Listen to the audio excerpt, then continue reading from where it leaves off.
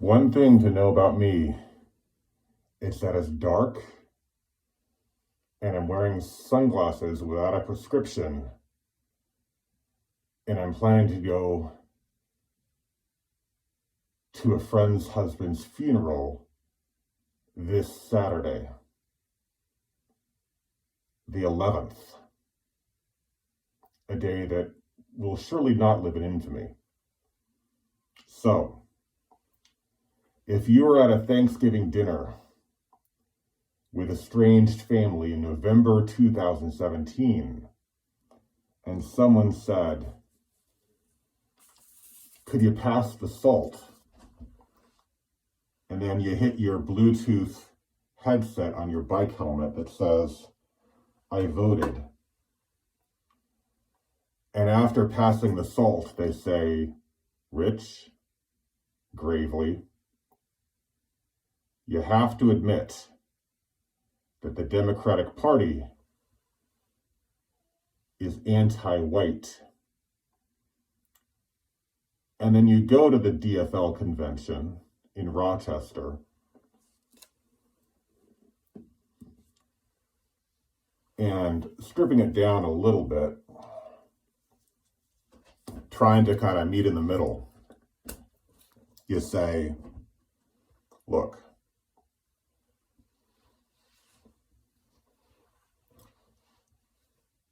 I get it. The AFL-CIO doesn't want copper sulfide mining banned completely up north.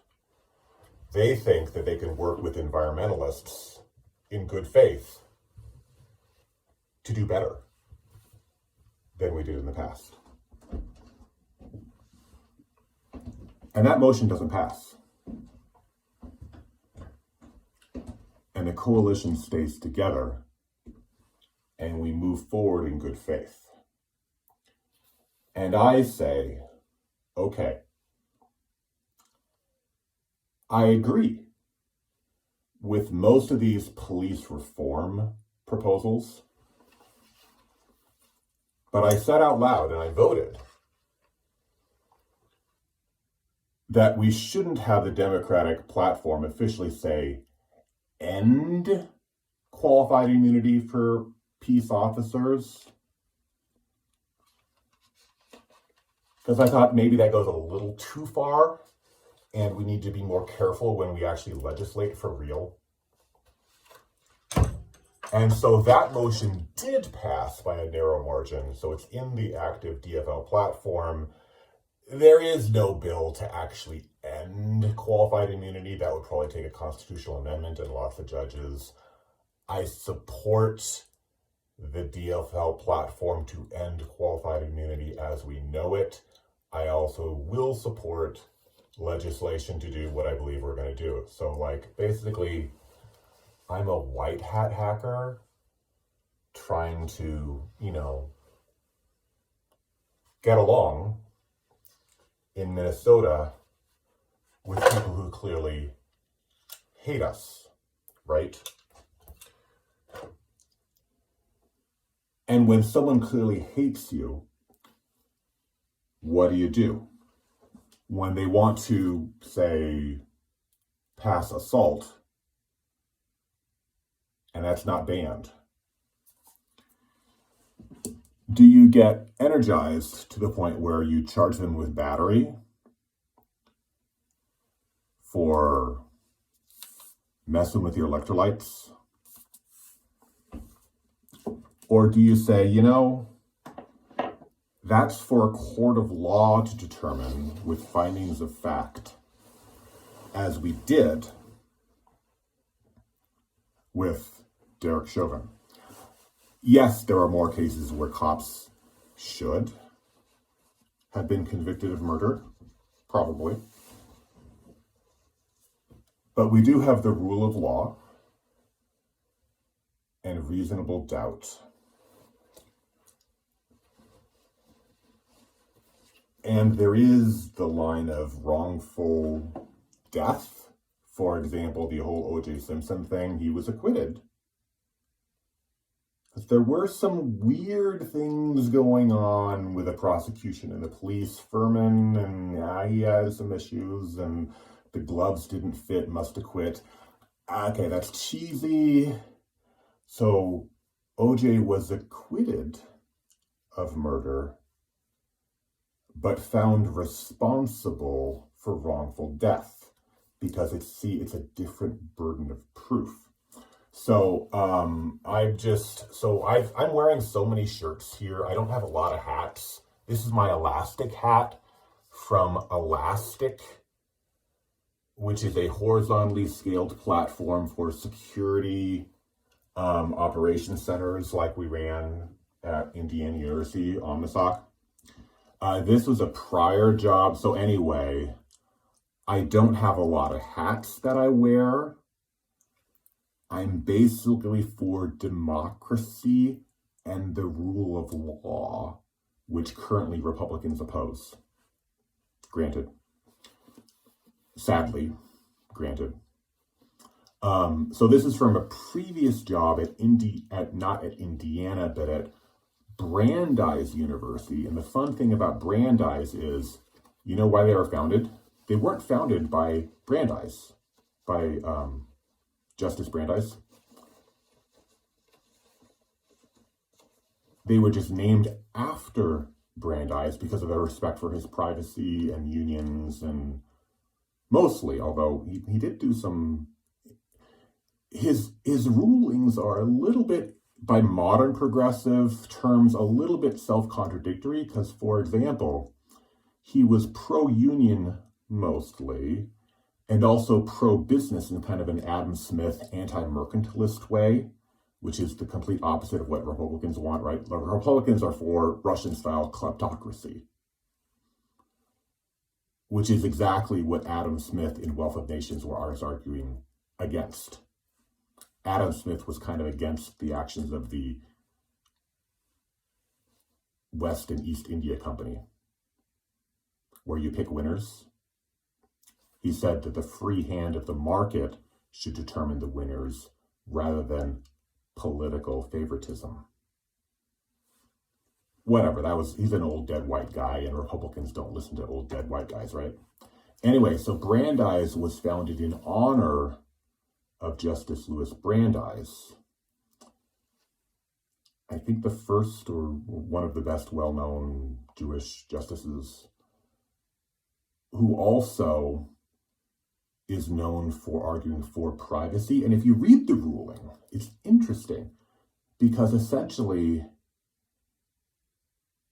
his landmark rulings on privacy that everyone cites as you're for the common man is actually for the privacy of rich people at a garden party.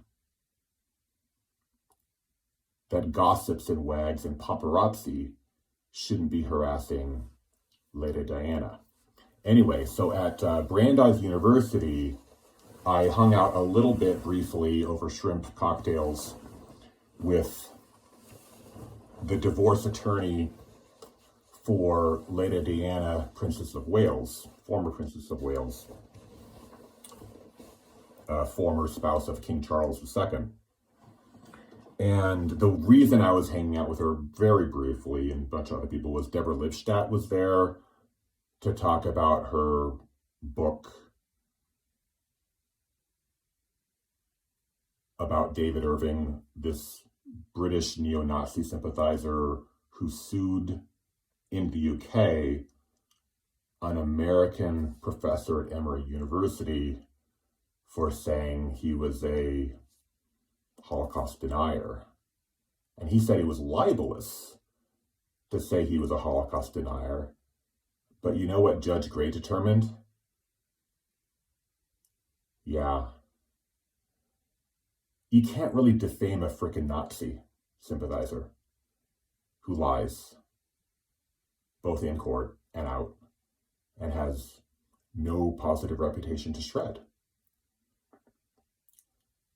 And so if you look at Judge Gray's opinion, he's entitled to his opinion because he is, after all, Sir Gray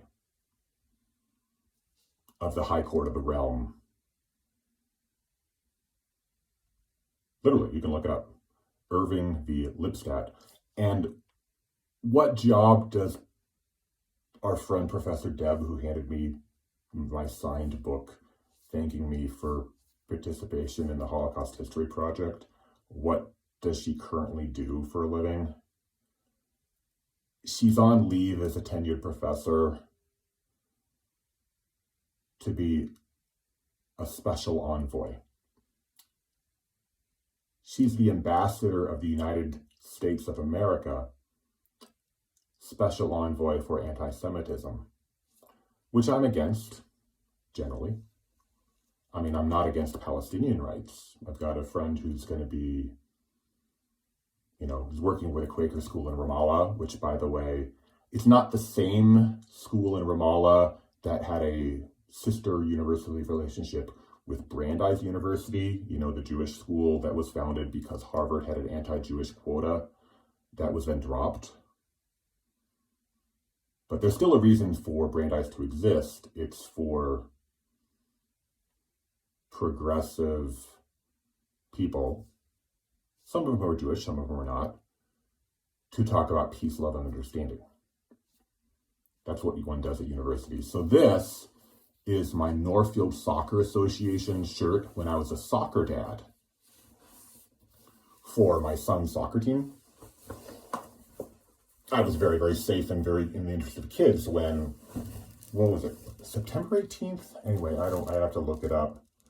But the day after Dylann Roof, Dylann murdered those 9 people in Charleston, South Carolina at a prayer service in a black church to try to start off a racial holy war because he thought that was a good idea. So the day after that, one of the husbands of one of the other soccer coaches came to my 7-year-old daughter's soccer practice that I was coaching, openly displaying a loaded weapon to prove that he could do that. To prove that at a park literally called Everybody's Park,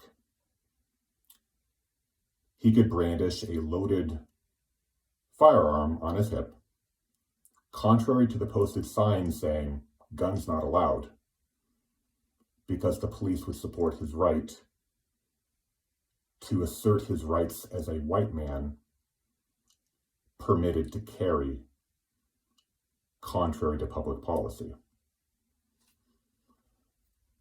You can do that in Minnesota. So this is not the shirt I was wearing on August 25th, 2020, when I was run down outside of Target and then subsequently extorted by the same Facebook account with whom I interacted in the immediate aftermath of my near death with a broken neck and traumatic brain injury. I still have little scars up here.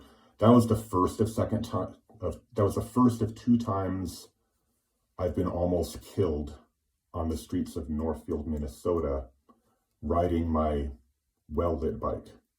And so it wasn't this tie-dyed t-shirt, it was a lighter colored white tie-dyed shirt. And so the response of the Northfield Police Department was to sit on their police reports for over 7 months to stonewall not just me, but American Family Insurance Company for 7 months, as they figure out a way to try to frame me for my own broken neck and near-death experience. Police can do that. They have qualified immunity to support attempted murder in the state of Minnesota. So as I said, I have so many t-shirts, I'm practically bulletproof, some of my friends say. So this is We Choose Us, which is the Minnesota kind of a small movement, not a bowel movement. That's also what we do here, but it's a small movement for, democracy and reason in the state of Minnesota. It has 32 So there's a national effort, $32 million to try to get volunteers like me to just show up in the face of good trouble, like someone might try to kill you. So we just showed up at the Capitol, and I testified at the state legislature for, democracy. You can look that up on YouTube too. It was the January 18th, 2023, Minnesota State House Elections Finance Committee. And my local friend, Christy Purcell, was on that committee. I don't remember the chair, but in the context of that legislative hearing, where I spoke up for, government of the people, by the people, for the people, versus Russian disinformation and stuff that gets Americans to fight and kill each other. Republican representative from further up north invokes the nefarious influence of George Soros. Now, who's George Soros, other than being kind of a human being? Now, I think kind of we all win when human beings are able to live in peace. So George Soros is an American citizen who used to be friendly with the Republican Party because he was against Russian and other totalitarianism, such as the Soviet tanks that rolled into his home country of Hungary in 1956. And so George Soros is well known for the Open Society Foundation, which is for freedom from totalitarianism. And so since the 1950s, the Russians and other, totalitarian people have been trying to smear George Soros as some kind of shadowy Jewish evil figure. I think personally that is wrong. But representatives of some people in the state of Minnesota and elsewhere believe that it is perfectly normal and right to make people hate George Soros. Oh, and the reason they said, well, we shouldn't be controlling just contributions to mess with our elections from foreigners who want to do us harm. He's also very concerned about American citizens like George Soros, who want to support the rule of law in the state of Arkansas by supporting restorative justice in prosecution. So again, we have a Minnesota state representative saying out loud that because people want to be harsher to Black people in Arkansas, we can't ban foreign influence operations in the state of Minnesota. So I'm glad he's representing Minnesotan white people interests like that. I mean, white, non-Jewish. So this is my white, non-Jewish church softball team shirt. We are somewhat sarcastically named the Fighting Apostles. And my elder male sibling swore under oath that he knows that as a certified ethical hacker, actually I don't have a CEH credential, I'm a GX certified security expert number 54,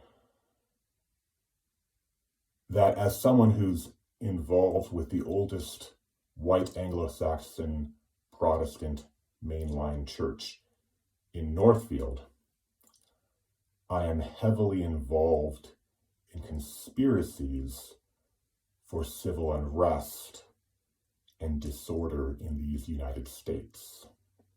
He also said under oath, June 5th, 2020, that I hacked his iPhone and he was going to follow up with Apple on it. All of these sworn statements are not only false, but self-evidently deranged. And so a judge believed him, of course. So that's another shirt. I'm still potentially bulletproof, but we'll see. So this is a shirt I got from one of my Carlton friends who works with monkeys.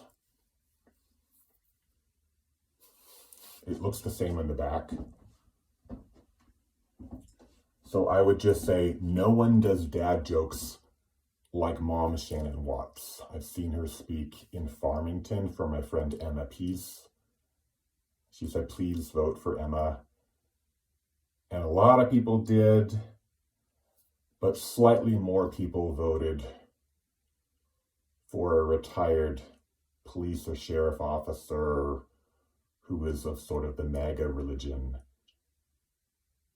that we need to arm people, especially white people, against people like George Soros, who are against death and totalitarianism and foreign influence operations from people like Vladimir Putin. Normal stuff. So sometimes moms demand action, and sometimes dads tell dad jokes.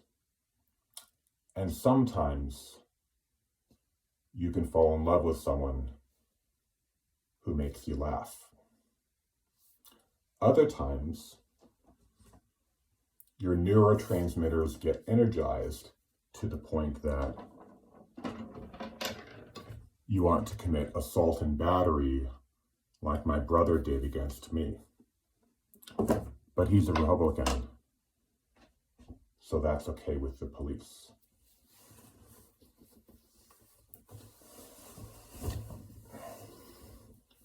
So this I got from, I wouldn't really call it a friend, because I think we have some different points of view, which is important. This is from the Minnesota Parents Union. I think this is personally handed to me by Tiffany Flynn Forsland, who is she was the third place finisher in the Democratic primary on a Black Lives Matter platform against Betty McCollum. I since learned that, okay, they're a little edgy. They're kind of against the Minnesota Teachers Union, which sometimes has, especially in the past, been too tolerant of abuse of minorities, tracking them to special ed, that sort of thing. And so she founded a charter school, kind of an Afrocentric charter school, to take better care of children of color in the state of Minnesota than public schools do. It is undisputed that the state of Minnesota in the 70s and 80s used to have kind of the Minnesota Miracle, great funding for education, and now we've fallen way short, especially in terms of having, our white kids are still doing okay, but we have the biggest achievement gap between white and black students in the country. And one way to deal with that is to give up and make your charter or private schools. I would rather do what the DFL is starting to do now, finally, with our trifecta, since we won every single statewide election.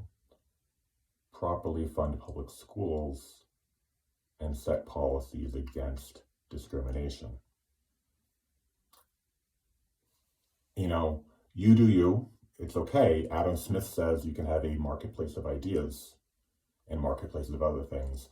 You don't necessarily need to have the government pick all the winners, because sometimes, definitely, including progressives, You know what progressivism was about in the early 1900s? Progressivism was about things like cleaning up meatpacking plants, clean food and drink, and part of that was redlining. Keep the dirty immigrants away from the progressive white people. That was progressivism, or tied up with progressivism. That was 100 years ago, though. People have long memories, but we can move on. Kind of half and half compromise. So this is just Northfield strong. I got the last one in Northfield. Doesn't really mean anything to me. I think I'm getting less bulletproof as I strip down. This is let's just say a family member. Okay. Stepfather of an in-law passed away from ALS, Lou Gehrig's disease. Join the movement.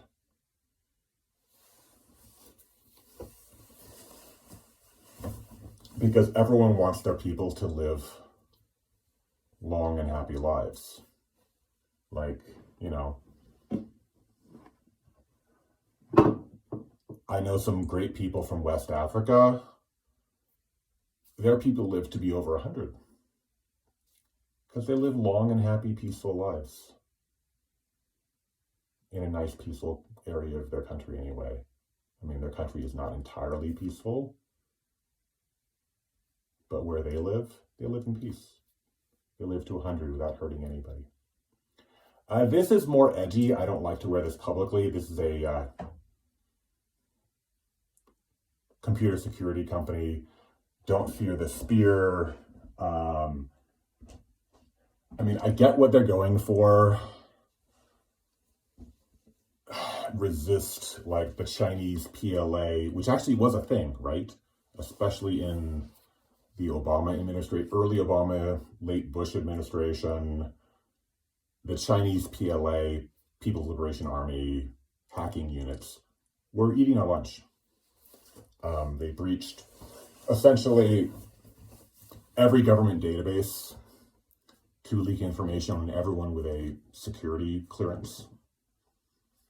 The SF-86, basically the database for SF-86 forms that you have to apply to get a security clearance from the government, Chinese PLA breached that. And so that's about spear phishing. Yeah, out of context, it's a little racist. In context, it's okay. So this is Faith in Minnesota. That's the main organization I like to hang out with politically. They try to be nonpartisan. The Republicans are making it really, really, really hard to be nonpartisan because they're being so mean and racist all the time. But Faith in Minnesota wants to be about just democracy and doing things that are good and, you know, taking care of people versus money in politics. And so we now have a 501c3, a political action committee. Isn't that cool? We're playing the game now. So a bunch of Christians, Muslims, Black people, Kids Count on Us, preschool teachers are getting together, and what other environmentalists, climate action, clean water, a broad coalition of regular people who don't think that greed is the best thing ever, which is kind of what the current Minnesota GOP seems to stand for, that by supporting the kleptocrats, like in Russia, they can take care of their own positions and their own families and screw everybody else. But we don't think that our faith tradition supports that. And so Faith in Minnesota, Isaiah Minnesota, the We Choose Us coalition just kind of said, hey, Let's talk to people. We're getting a lot of propaganda from money from outside of Minnesota. Let's just have relationships with our friends and say, hey, let's be normal. And you know what? They did. We won. Barely. We won every single statewide elective office and a very slim majority of the Senate and House.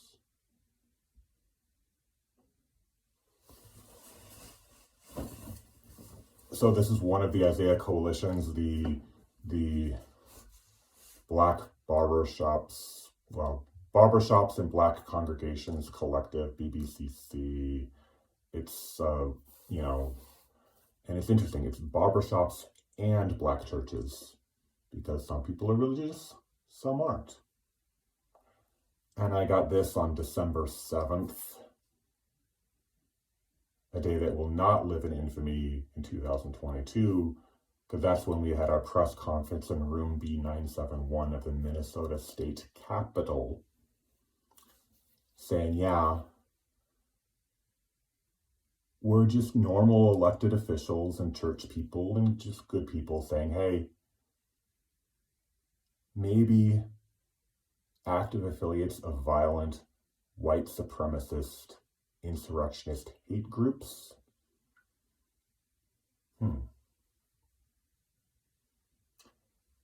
Maybe we can find a way to not have them licensed as Minnesota peace officers, police and sheriffs. So on December 9th, 2022, the Minnesota Board of Peace Officer Standards and Training, which is about half made up of police officers, voted unanimously on this fairly moderate proposal that people have been working on for 3 years to bring Minnesota in line with other states while still supporting free speech. There are exceptions for religious groups. So I don't know, if you're a Wotan person who believes that white people descended from heaven and Black people are people of Ham or something crazy like that, merely because of that honest religious belief, you won't be excluded as a police officer. But if you support violence and destruction and murder, yeah, you shouldn't have a state-sanctioned gun and badge. So that's a controversial proposal that is still working its way through the courts, but it did pass unanimously. So I need to let the dog have some water. I'll be back. This is No One Is Above the Log, the .log. This is from Corelight. Corelight is a heavily United States government-funded company from some of my friends who work at national labs like Lawrence Livermore and Berkeley Labs, the sort of people who make nuclear weapons.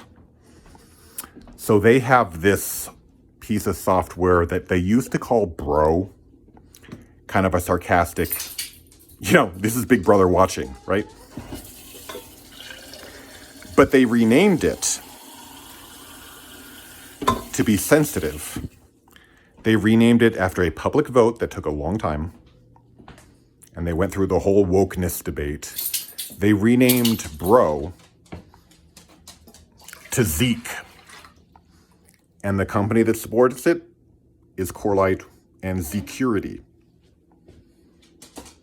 And this is Nobody Is Above the Green.log. This is a special edition t-shirt.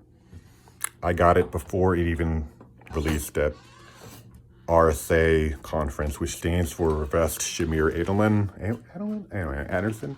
The people who invented the RSA, the people who publicly released the RSA cryptographic algorithm several years after the United States government, NSA, had their own public key crypto secretly. This is the public release of RSA, whatever. Anyway, so RSA has this, security conference, and this is Nobody Is Above the .log, that if you think you're above the law. Maybe you are for a while. But we see you. We see you for what you are. So let the dog out. So who let the dog out? Me. That's what the log in this video shows. The logbook will show that I let the dog out to the Pentagon. Jesse, clean up. So I got a well-trained dog who is not even potentially dangerous. You know how I know that? We checked.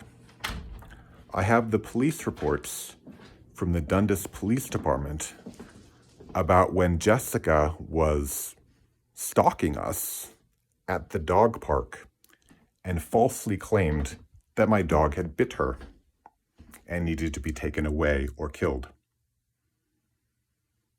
So I gave a little evidence of the background, and the Dundas Police Department decided, yeah, we're not even going to have a hearing. Because everyone knew the claim was false and wasn't even made until after the event. So no one is above the .log. We've got police reports from some good police. So the good old boys in Dundas, been there. Martha's Treats, top of the patriarchy. They are the good old boys. In Northfield, unfortunately, we have some bad old boys. Sometimes that happens in college towns, that you think you have a nice college town, but to balance it out, you've got the townies who really want fascism to keep a control on the leftist students. And then they just make sport of going after people like us. So, because the police think that science is just a liberal conspiracy, because they didn't really study that sort of stuff at cop school. Their interest is in beating people up. My ex-father-in-law got me these shirts. I also have a black one and a red one. Science is not a liberal conspiracy.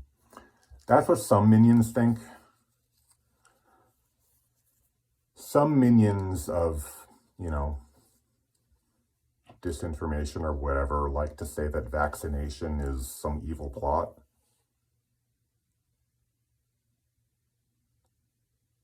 My elder male sibling and his friends said that I was crazy because I don't believe that coronavirus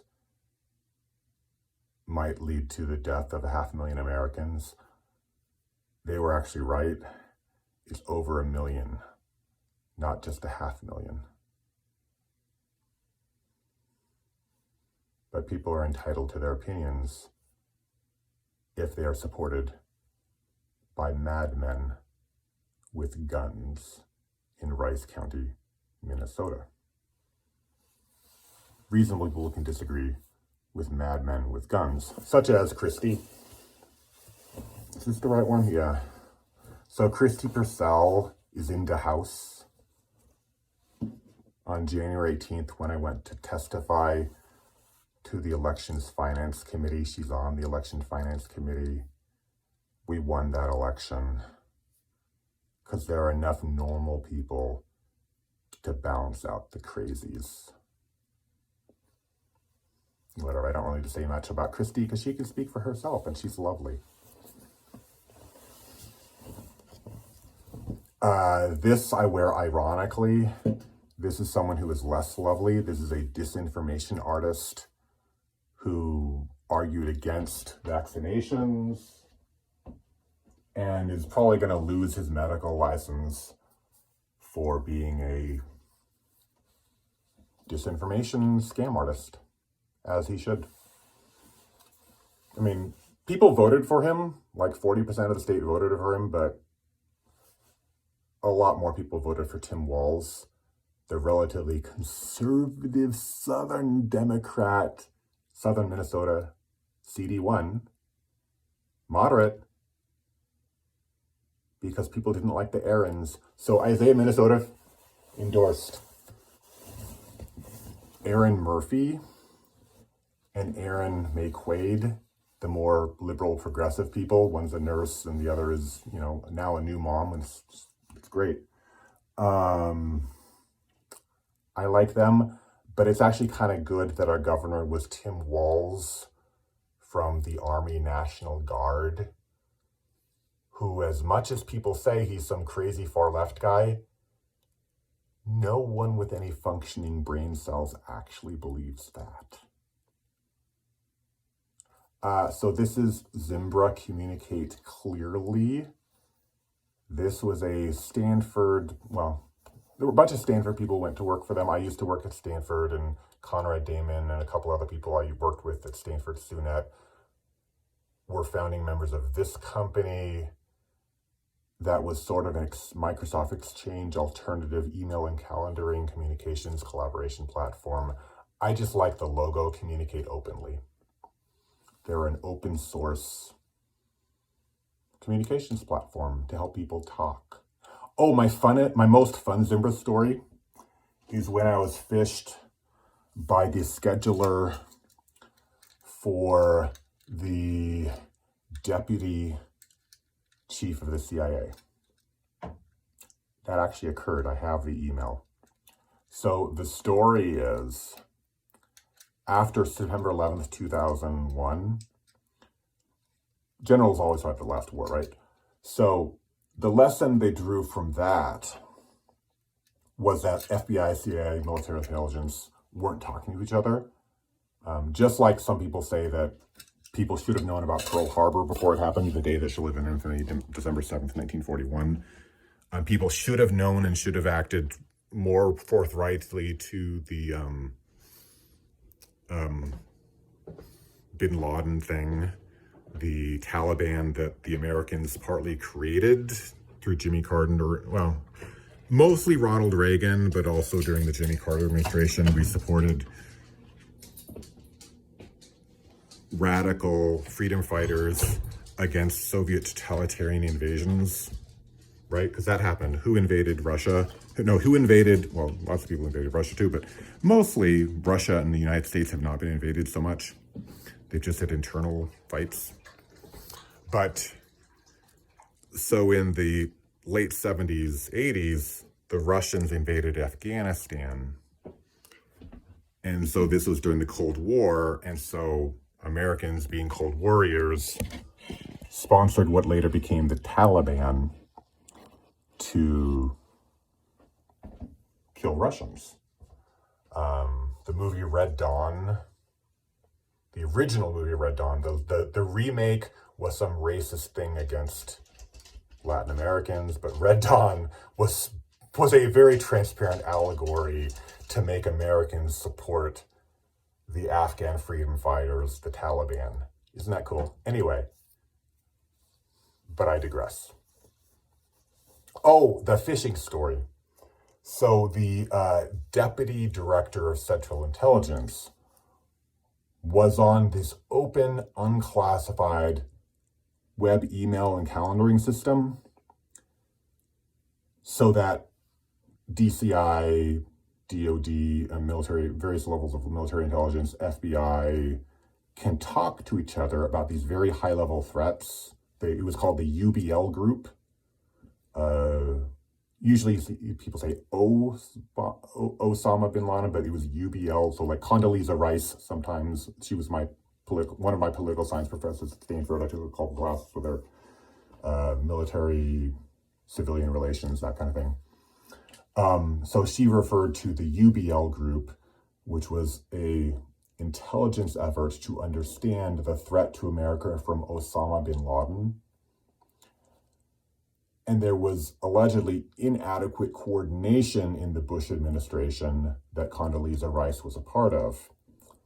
And so they created this unclassified webmail system so that they could coordinate things. There was no classified information on the system, we hope. But I was phished from the Zimbra platform used by at least the deputy and possibly the actual heads and their schedulers within the United States intelligence community. they had a public-facing webmail system and calendaring system without two-factor authentication. And I got phished by the calendar scheduler for the DCI, by Nigerian scammers. And I wrote about this publicly in peer-reviewed papers for my master's degree from sans.edu, sans.edu. You can look up these papers, peer-reviewed papers for my master's degree, about how I was phished by Nigerian prince scammers through the webmail system running Zimbra, used by the deputy director of the CIA. Well, at least his administrative assistant, because he was in her signature. Isn't that precious? A little souvenir. That's my second best souvenir from my years in technology. The very, very first, my favorite, is the Neo-Nazi National Alliance membership card of a certain Milton John Klein Jr. of St. Cloud, Minnesota. So I was living in California at the time. He was a college student at St. Cloud. When he became radicalized, he became a radicalized white nationalist and got tied up with the National Alliance of Dr. William Pierce, the guy who inspired Timothy McVeigh to bomb that McMurrah Federal Building in Oklahoma City daycare center. So he bombed a daycare center to try to trigger a race war, because that's what made the most sense to him at the time.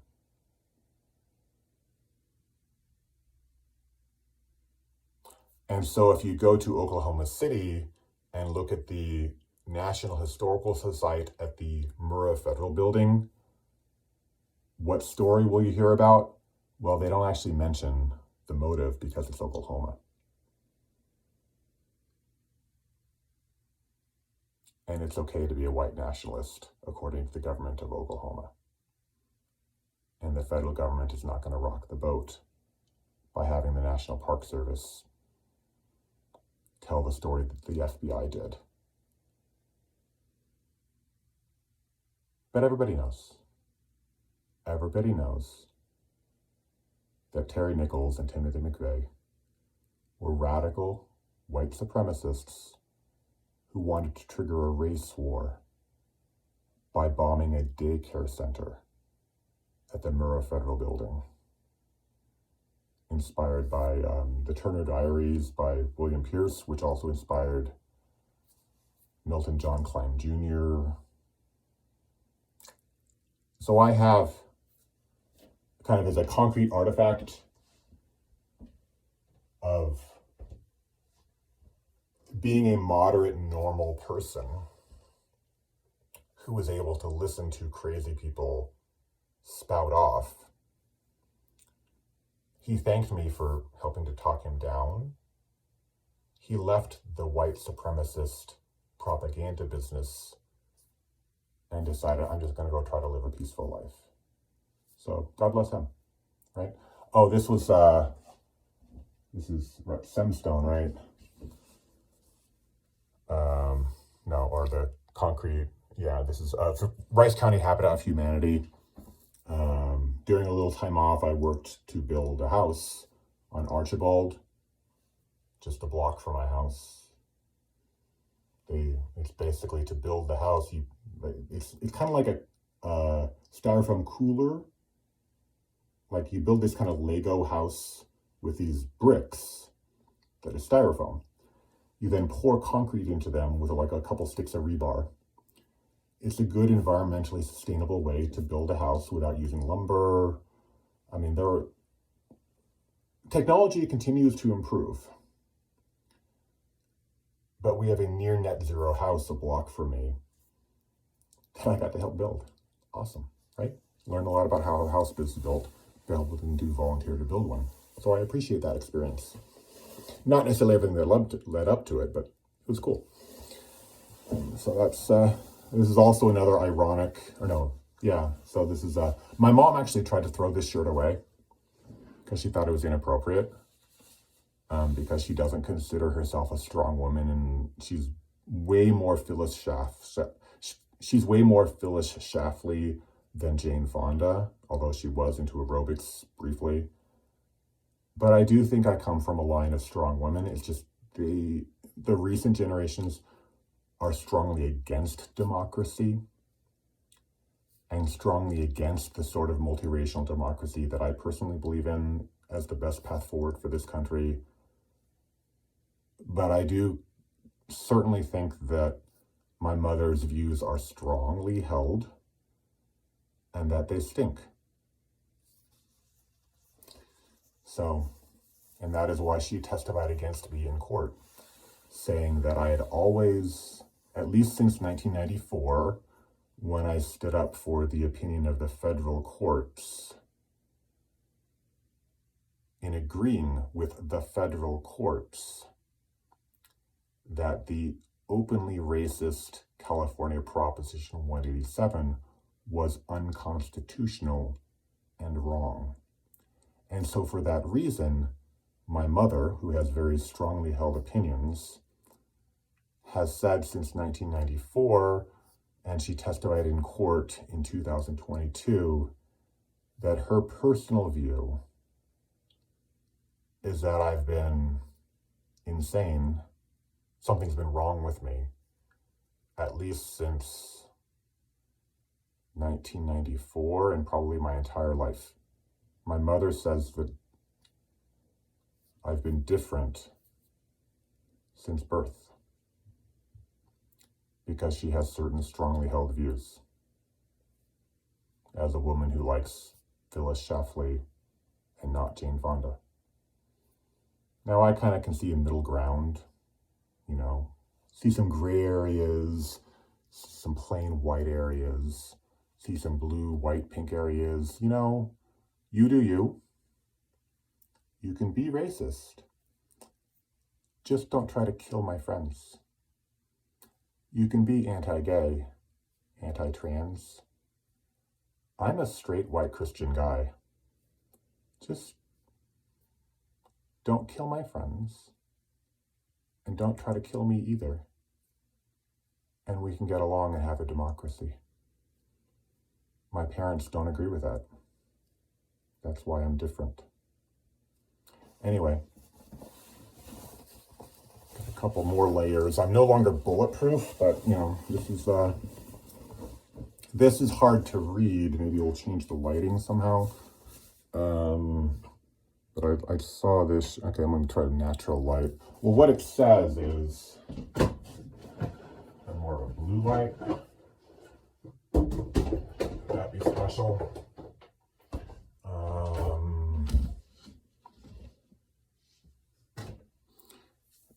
Anyway, well, what it says is, we'll trade racists for refugees. I think it's funny. You don't have to think it's funny. Whatever. You do you. And then this is kind of my last one that my mom reluctantly gave me. So I'm not really I'm not really a team player in that. I mean, I am a team player that I like to get along with other people, meeting their goals. But I'm not kind of a rah, let's beat the other guy. It's just not me. But this is my high school basketball team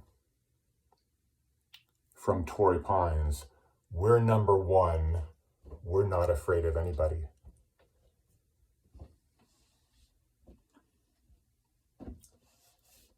And that's just kind of how I've tried to live my life. That we don't really have to be afraid of anybody.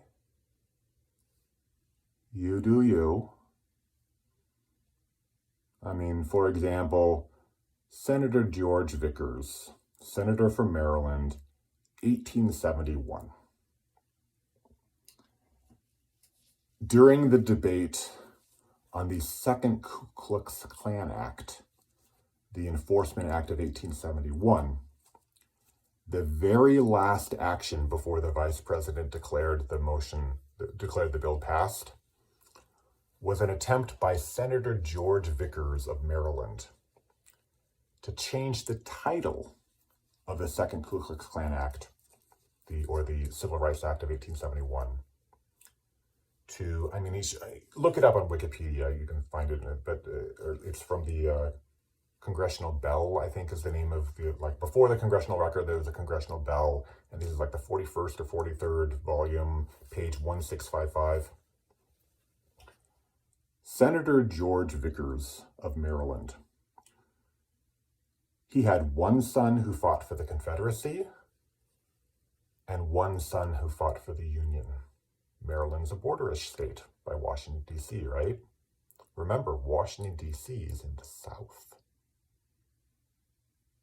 It's a miracle that the only time the White House was actually burned to the ground, essentially, was during the War of 1812.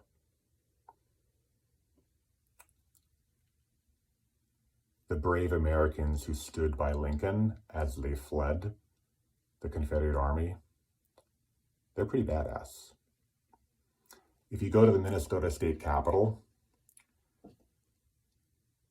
there's all sorts of battle flags commemorating the Minnesota 1st Regiment at Gettysburg, Pennsylvania. One of the things they did at Gettysburg, Pennsylvania, was it the 28th Regiment or 38th? Anyway, the Minnesota Historical Society has a Virginia Confederate battle flag that multiple United States presidents and federal courts have said, you need to give it back, Minnesota. And, I'm not a fan of everything that former Governor Jesse Ventura said, but he was quoted in the Chicago Tribune. You can look this up too. So Jesse the Body Ventura, former United States Navy SEAL, former independent, non-Republican, non-Democrat governor of Minnesota, a little bit off his rocker, a little bit kind of different, right? His mother would probably call him different. So his response to Virginians from places like Lynchburg, Virginia, where Liberty University is. Liberty University, which fought mightily against the first Southern white evangelical Protestant Baptist President Jimmy Carter. Lynchburg, Virginia, Liberty University, whatever. Those sort of people want their Confederate battle flag back. And so Jesse Ventura, the Navy SEAL, I think he was on SEAL Team 6. He wasn't one of the guys who got Bin Laden, whatever. He wasn't, but he's not a traitor to America like the Lynchburg people. So his response to the Lynchburg Virginians is, when he asked, "Well, are you going to give the flag back?" His response is, "Why?" This is at the National Governors Association. So, former Minnesota governor and former United States Navy SEAL says, "Why? I mean, we won. Didn't we?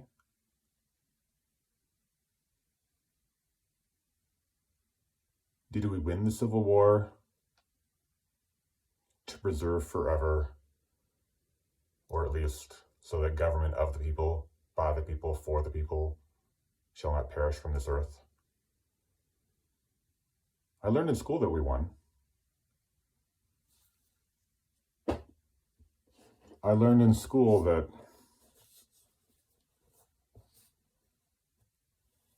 little kids can be free to be themselves.